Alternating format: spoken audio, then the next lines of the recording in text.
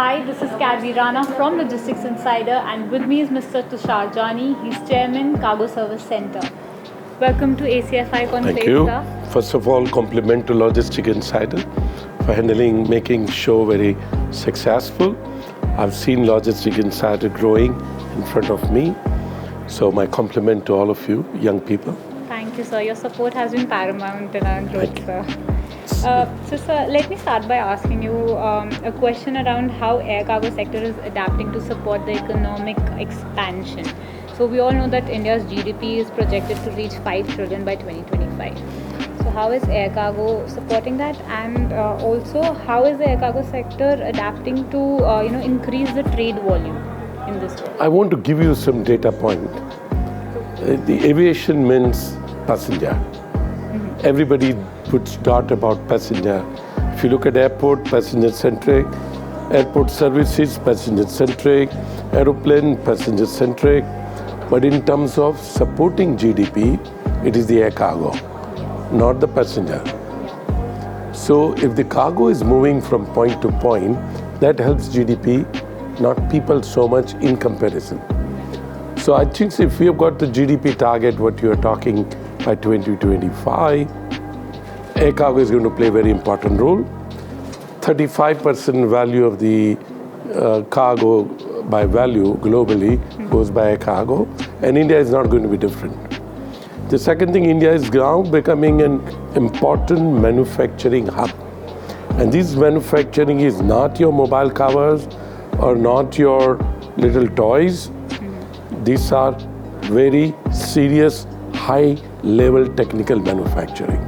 And that will need connectivity because we are going to manufacture our chips, semiconductor chips.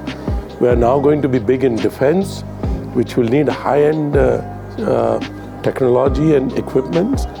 And air cargo is the only, the mode of transport which can facilitate that.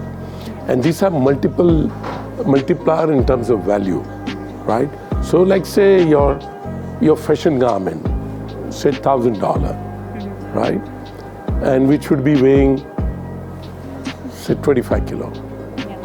But a component of semiconductor or electronic, take your iPhone, small iPhone 15, 115,000 rupees. So that multiplier effect of the air cargo on the movement of high quality goods will be huge. So that's the future for us, all of us. And all around the factories are coming. So all airports will have equal opportunity. So sir, transitioning to my next question, the industries, rather the government is really talking about bringing in sustainability and zero emission. And there has been a lot of talk about how they want to include methanol and hydrogen as the next fuel. So what role are these two going to have in the air cargo industry per se? First of all, sustainability should be way of life now. If we are not sustainable in our mind, in our spirit, our approach, our children will not be able to breathe. The society will just perish. So let's keep that as a spirit and mind and start building up the whole movement and spirit that we have to be sustainable. So to start first with the ground equipment at the airport, convert them into electric to first, but electric is also generated by burning coal.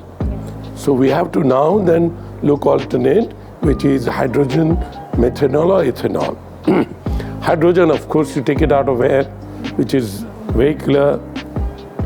Ethanol, you get it out of sugarcane. India is the second largest sugar producer in the world, and ethanol comes as a byproduct. So that's a great advantage vis-a-vis ethanol is concerned.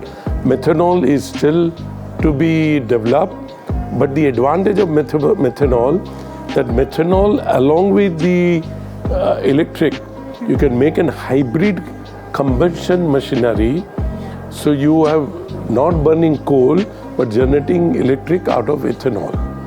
Hydrogen is still a long way to go. So this is what will happen. Of course, you mentioned about SAF. SAF is a little long way. It needs a technology. The yield is very low when you do SAF out of petroleum. So we need huge consumption. But I believe ultimately one of the four will prevail, and that's how we would do. But India as a country, by 2070, we have to be carbon free.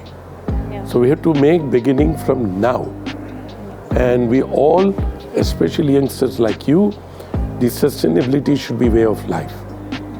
Well, sir, it actually is. I think the choice that the young generation is making is more towards sustainable. We want everything to be delivered to us on our doorstep in the most sustainable manner that it is, and we're Correct. ready to pay premium for it. Correct. See, understand, there is a problem. Your plastic, which is very light, okay? Now you have aeroplane, which has to go up in the sky. So you need the least weight on the aeroplane.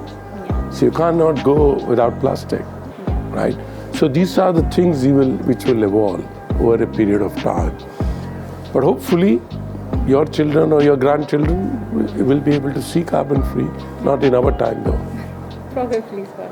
God willing. Sir, coming to my final question, we are here at the ACFI Conclave. So what are your takeaways from today's event? Well, ACFI, I was part of the founding team along with our leader, Mr. Pradeep Panikar. He was our chairman, I was a vice chairman, and Yash and all of us were in the team. We went through the whole visioning exercise. During that time, that's how we came together, we can. And the beauty about ACFI, that all stakeholders are involved. Air cargo is a relay race.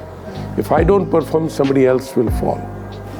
So we thought we all should come together as a stakeholder and make effective air cargo supply chain. And I'm proudly say what I saw today. ACFI has come of an age. It has become the back office for the government in terms of think tank. It is also doing a lot of research, a lot of training, and I think the most important, we all are together. So that's the success of ACFI. You've seen the presentation today. It is of a different scale now. Yeah, of course it is, sir. Well, thank you so much Thank for your you. time, sir. All the best.